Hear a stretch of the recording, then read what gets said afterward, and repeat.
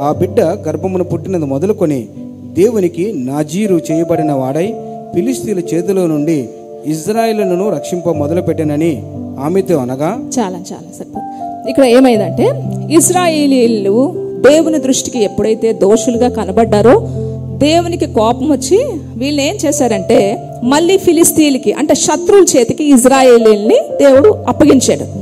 ఎప్పుడైతే శత్రువుల చేతికి ఫిలిస్తీయులకి దేవుడు అప్పగించాడో వారు పెట్టే కఠినమైన శ్రమలు భరించలేక మళ్ళీ దేవునికి మొరపెట్టారు.